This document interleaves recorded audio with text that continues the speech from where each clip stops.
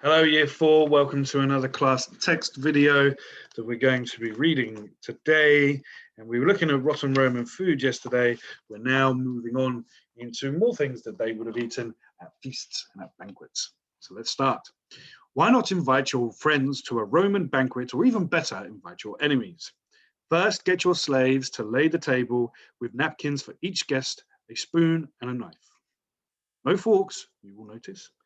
If you want to try a Roman banquet, then you have to eat with your fingers and have a napkin to keep your fingers clean. For the soft food and sauces, you can use a spoon and a knife for cutting or spearing meat. Before you start, place some of your food in a small bowl in front of the statue of the family god. If the god doesn't eat it, then the slaves will. Say a few prayers. The Roman would say, Auguste Patri Patre. Good luck to the emperor, father to our country. Have your slaves wash and dry the feet of your guests. If you can't find any slaves at the local supermarket or corner shop, then you could always use a parent or a teacher. Warning, do not cook this food yourself. Have it done for you by your slaves. So as a starter, gustatio. If your shop doesn't have any stuffed dormice or snails flattened in milk, then you may like to try shellfish, hard-boiled eggs, or a dish of olives, served with spiced wine, or in your case, grape juice. And the spiced wine, to make this spiced wine, you would need a liter of grape juice, 3 tablespoons of honey, mixed spice, nutmeg, black pepper, and water. And the method, pour grape juice into a 2-liter serving jug. Add a liter of water, less if you like your wine strong. Stir in the honey till it dissolves. Add a pinch of mixed spice, 1 of nutmeg, cinnamon, and black pepper. Taste it and add more honey if it's not sweet enough, or add spices if you want it tastier. For the main course, Primia Mensella. Ingredients, chicken pieces, 1 for each person, cumin powder, coriander seeds, 4 dates, chopped nuts, honey, wine, vinegar, chicken stock, pepper, cooking oil, and breadcrumbs. Put the chicken in a roasting dish.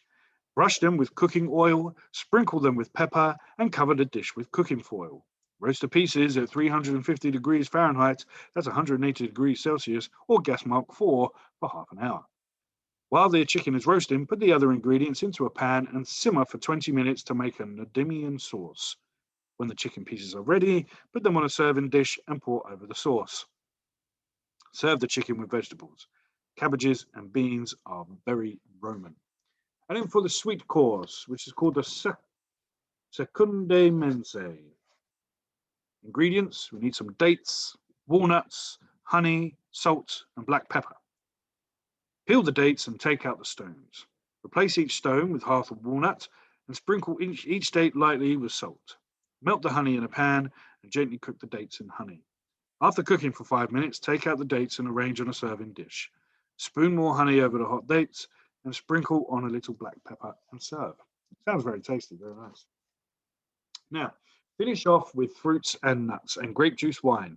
And whilst eating your meal, you have some entertainment from jugglers, dancers, singers, or musicians. It isn't polite to talk too much at a Roman banquet, but if you must talk, then don't chatter about common things, football, fashion, or the neighbor's new car. Talk about important things like death and great teachers of our time. Rotten Roman remedies. If it didn't do to be sick in Roman times, sometimes the cure was worse than the illness. Here's a letter from a Roman called Cassius to his sister Juliet. Would you like to try some of his cures? Dear Juliet, I have been very worried ever since I got a letter telling me that you were bitten by a spider hidden among the vegetables from the garden. In Apulia, there are lots of dangerous spiders called tarantulas. The best remedy for their bite is, as you know, to crush the body of the spider on the wound. If that is impossible, then cover the spot with a piece of its web. Although you can tell me you are better, I advise you come to Rome as soon as you can. We will go together to make a sacrifice at the temple to the goddess Sibyl. There are also some useful remedies using frogs as ingredients. A broth made of shrimps, flour, and frogs boiled in wine is excellent for anyone who has lost weight and is suffering from tiredness. Crushed frogs soaked in wine are good against a poisoning of toads. Finally, to cure the kind of fever which comes of frogs cooked in olive oil, give my greetings to your husband and good wishes to yourself, your loving brother, Cassius. Okay, that is the end of our food chapter. We're going to stop there because if I read any more, we're not going to make this last for the next few weeks. So the next chapter we're going to look at is the rotten Roman religions and looking at the gods that the Romans believed in. So you may want to think about that before the next video. I hope you're enjoying the text and I'll see you in the next one. Bye-bye.